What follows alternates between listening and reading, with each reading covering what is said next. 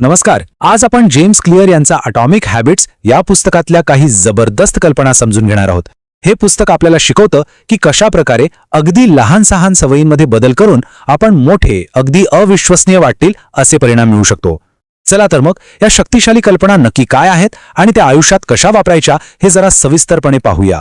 आपण सगळेच नाही का नवीन वर्षात मोठमोठे संकल्प करतो, पण काही आठवड्यांतच सगळा उत्साह निघून जातो. असं होतं का की नवीन सवयी लावणं इतकं अवघड वाटतं? खरं तर यामागे आपल्या इच्छाशक्तीची कमी नसते, तर आपली पद्धतच चुकीची असते.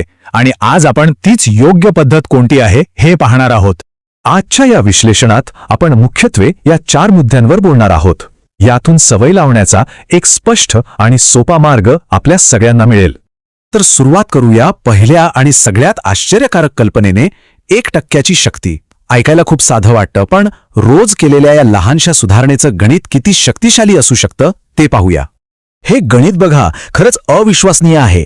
जर वर्षभर दररोज फक्त 1% जरी सुधारणा केली तर वर्षाच्या शेवटी आपण तब्बल 37 पटीने उत्कृष्ट होऊ शकतो. आणि याच्या उलट रोज 1% वाईट सवयीने आपण जवळजवळ शून्यावर येऊ शकतो. यालाच जेम्स क्लिअर सवयींचं चक्रवाढ व्याज म्हणतात. सुरुवातीला हे छोटे बदल जाणवत नाहीत, पण लॉंग टर्ममध्ये ते प्रचंड मोठा फरक घडवतात. क्लिअर एक खूप महत्वाची गोष्ट सांगतात. ते म्हणतात की यशस्वी आणि अयशस्वी लोकांची ध्येय सारखीच असतात. मग फरक कुठे असतो?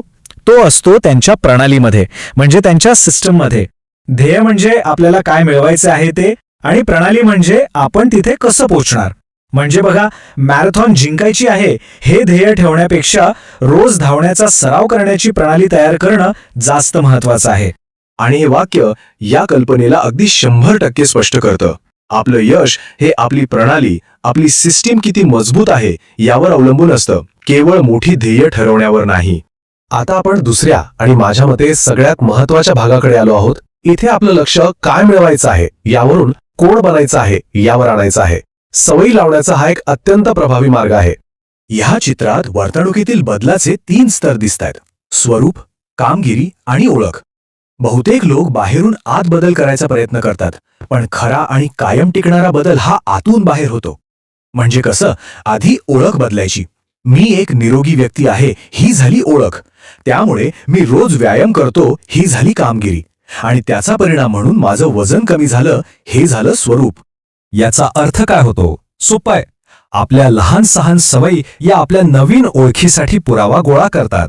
प्रत्येक वेळी व्यायाम करताना आपण मी एक तंदुरुस्त व्यक्ती आहे या ओळखीसाठी एक मत देत असतो. हे उदाहरण एकदम परफेक्ट आहे. इथे ध्येय परिणामावर नाही तर ओळखीवर आधारित आहे. जेव्हा आपण स्वतःला एक व्यायाम न चुकवणारी व्यक्ती मानतो तेव्हा व्यायाम करणं हे एक नैसर्गिक काम वाटतं, कोणतीही जबरदस्ती नाही. चला आता सगळ्यात प्रॅक्टिकल भागाकडे येऊया. ही एक सोपी पण अत्यंत प्रभावी प्रणाली आहे जी आपल्याला हव्या त्या सवयी तयार करायला मदत करते.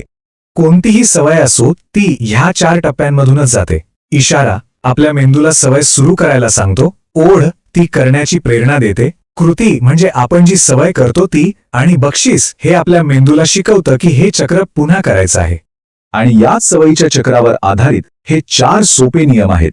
कोणतीही चांगली सवय लावायची असेल तर तिला स्पष्ट, आकर्षक, सोपं आणि समाधानकारक बनवायला हवं. या चौकटीची सगळ्यात सुंदर गोष्ट काय आहे माहितीये? तर तिची समरूपता. याच नियमांना फक्त उलटं करून आपण कोणतीही वाईट सवय मोडू शकतो. म्हणजे समजा फळं खाण्याची सवय लावायची असेल तर ती आपल्या डोळ्यासमोर ठेवा, स्पष्ट करा. आणि जर जंक फूड खाणं टाळायचं असेल तर ते घरातूनच काढून टाका, अदृश्य करा. चला आता या सगळ्या कल्पनांना प्रत्यक्षात कसं आणायचं ते पाहूया.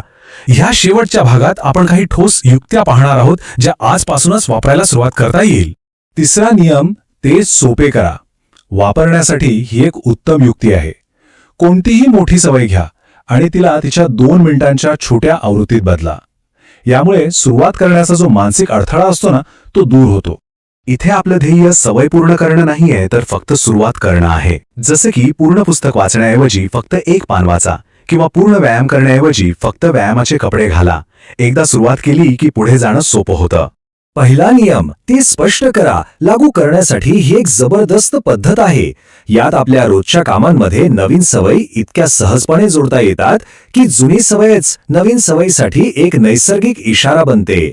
या उदाहरणांवरून लक्षात आलं असेल की या युक्त्या किती सहजपणे आपल्या दैनंदिन जीवनाचा भाग बनू शकतात. यामुळे नवीन सवयींसाठी वेगळी प्रेरणा किंवा आठवण ठेवण्याची गरजच लागत नाही. आणि हाच या संपूर्ण विश्लेषणाचा गाभा आहे. दोष आपल्या इच्छाशक्तीचा नाही, तर आपल्या पद्धतीचा, आपल्या सिस्टमचा आहे. जर योग्य प्रणाली तयार केली तर चांगल्या सवयी आपोआप लागतात आणि वाईट सवयी सुटतात. तर आजच्या या स्पष्टीकरणातून एक कोणती गोष्ट लक्ष ठेवायची असेल तर ती ही आहे. स्वतःला विचारा, अशी कोणती एक लहानशी 2 मिनिटांची सवय आहे जी आपल्या इच्छित ओळखीच्या दिशेने टाकलेलं पहिलं पाऊल ठरू शकते. विचार करा आणि आजच सुरुवात करा.